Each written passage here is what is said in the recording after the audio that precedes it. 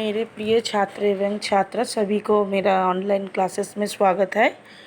मैं Soma Ghosh Singh Atpur high school code 1064 और Swami Vivekananda high school code 1068 की हिंदी शिक्षिका हूँ। आज मैं द्वादश श्रेणी की छात्र के लिए एक कविता का पाठ करूँगी। वो है समर शेष है, रामधारी सिंह दिनकर जी का ये रचना है। तो समर का मतलब क्या होता है? हम जानते हैं कि समर मतलब युद्ध होता है। तो समर तो शेष हुआ है। इस प्रस्तुत कविता में समर शेष है। इसमें कवि दिनकर जी ने असुरी शक्तियों, पशु बलि प्रवृत्तियों को और जिसमें असामाजिक तत्व तथा मानवीय मूल्य का गला घोटने वाली आक्रामक देशों के प्रति न केवल देशवासियों को सावधान किया है, बल्कि चुनौतियों का मुकाबला करने के लिए सजग होने के लिए उन्होंने मानवीय आकांक्षाओं, आशाओं, अभिलाषों एवं मुक्त भावनाओं को बंदी बनकर उनके अधिकारी कर्तव्य और देश विश्ववासी को गला घोटने आ रहा है, इस विषय को उन्होंने बार बार सबके सामने लेकर आया है इस कविता के माध्यम से। इसके साथ ही आज़ादी के स्वर्ग गंगा के रोकने वाले दिल्ली के एरावती को भी कवि ने ज़बरदस्त उसके ऊपर भी चेतावनी दिया है।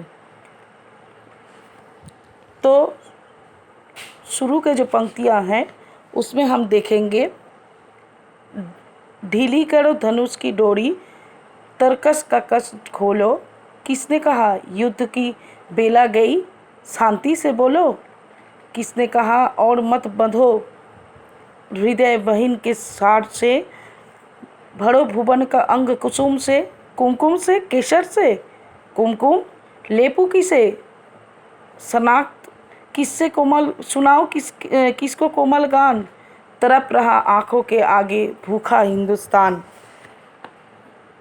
क्रांति का मशालवाही जन कवि दिनकर जी देश का स्थिति परिस्थितियों को देखते हुए कहा है कि देश के जनता से पूछता है कि युद्ध का समय तो समाप्त हो गया, आप शांति के मार्ग का अनुसरण करो, धनुष के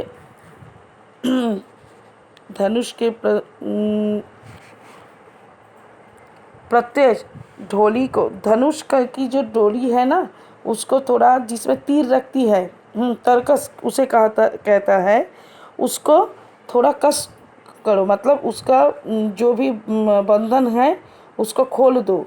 ये आदेशात्मक संदेश तुम्हें किसने दिया है? इसको खोलने का किसने कहा है कि वक्षस्थल की अग्निबाण से बांधने का समय खत्म हो गया है, अब मात्र समय रह गया है कि विश्व को कुमकुम, केसर और फूलों से सजने का। किंतु ज्वलंत प्रश्न है ये कि कुमकुम का प्रलेप और जो ये कोमल गान और जो श्रृंगार मतलब जो केसर, ये सब किसके सजन के लिए कर रहे हो?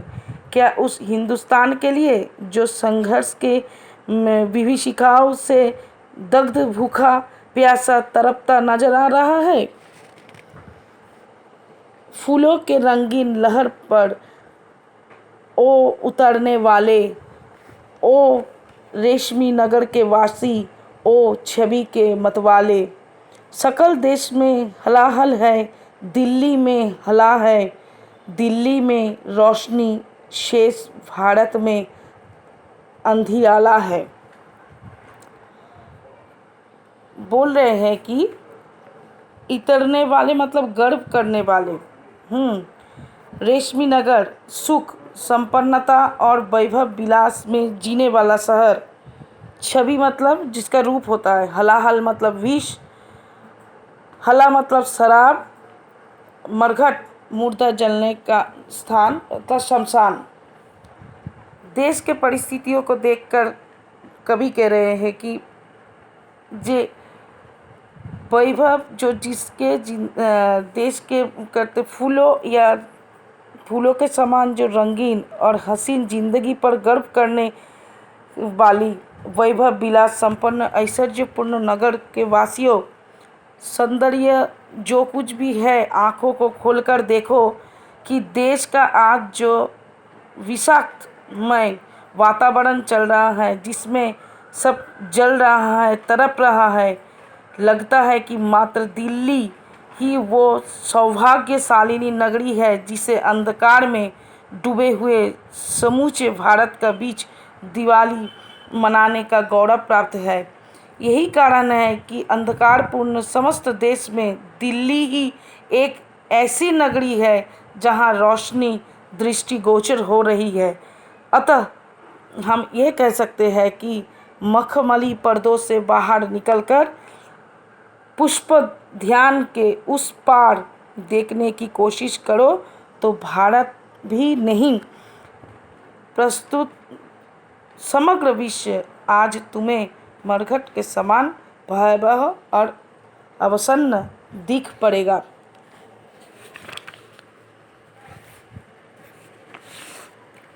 वह संसार जहाँ पर पहुँच अब तक नहीं किरण है, जहाँ क्षितिज है शून्य, अभी तक अवर तिमिर वरुण है। देख जहाँ का दृश्य आज भी अतस्तल हिलता है। माँ को लज्जा वसन और शिशु को नाचीर मिलता है। पूछ रहा है जहाँ चकित हो जन जन देख आकाज। 7 वर्ष हो गए रहा में अटका कहाँ स्वराज। कह रहा है कि अटक कहाँ स्वराज बोल दिल्ली। तू क्या कहती है, तू रानी बन गई। वेदना जनता क्यों सहती है, सबके भाग दवा रखे है किसने अपने कर में। उतरी थी जो विवाह हुई बंदिनी, बता किस घर में समर शेष है। वो प्रकाश बंदी गृह से छूटेगा और नहीं तो तुझ पर पापिनी महावज्र टूटेगा। समर शेष है, इस स्वराज को सत्य बनाना होगा। इसका है ये न्यास, उसे जिसका है ये नाश, उसे स्वतर पहुंचाना होगा। धारा के मार्ग में उनके पर्वत जो खड़े हुए हैं, गंगा का पथ रोक इंद्र को गज जो उड़े हुए हैं। कह दो उनसे झुके आग तो जग में जश पाएंगे। उड़े रहे तो ऐरावत पत्तों से वो जाएंगे। समर शेष है, जनगंगा को खुल कर लहराने दो। शिखरों में डूबने और मुकुटों को बह जाने दो। पथरीली ऊंची जमीन है तो उसको तोड़ोगे। समतल पीटो बिना समर के भूमि नहीं छोड़ेंगे। समर शेष है, चलो ज्योतियों के बरसाते तीर। खंड खंड हो गिरे विषमता के काली जंजीर। समर शेष है, अभी मनुज भक्षी हुंकार रहे हैं। गांधी का पी रुधिर जवाहर पर पुकार रहे हैं। समर शेष है, अहंकार इनका हरना बाकी है। विक है दंतहीन, अही को निर्विष करना बाकी है। समर शेष है, शपथ धर्म की लाना है वो काल। विचेरे अभय देश में गांधी और जवाहरलाल। तिमिर पुत्र ये दस्यु कहीं कोई दुष्कांड रचना। सावधान हो खरे देश भर में गांधी की सेना। बलि देकर भी बोलो स्नेह का ये मृत्यु व्रत साधो रे।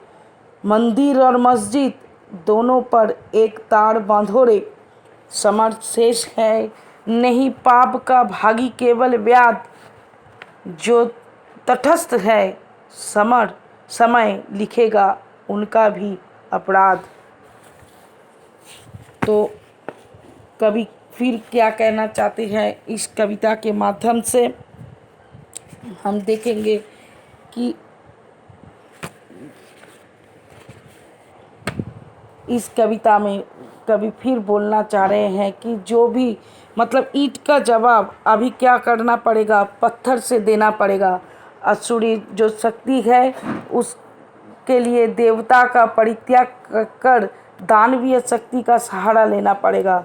संघर्ष का समाधान संघर्ष ही होता है, कवि का यही मानना है।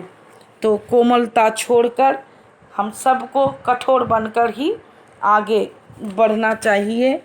और मतलब अंधकार जिस अंत में कवि यही कहना चाहते हैं कि सेना जो बलि देकर शक्तिमान बनी हो रहेंगे, स्नेह सौहार्द और भातृत्व का पुनीत व्रत धारण करो।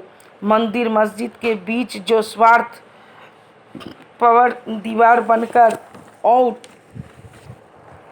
भेदभाव भावनाओं को उभर कर अपने स्वार्थ साधन के लगे हुए उनके ढाल न गलने पाए।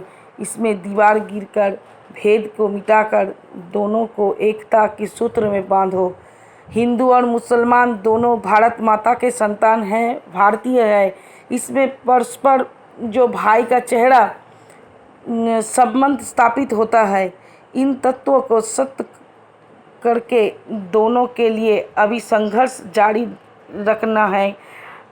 और कालांतर में जब कभी भी देश का इतिहास लिपिबद्ध होगा उस समय इन लोगों का नाम शीर्षक पर आएगा। और जो भी वास्तव में इस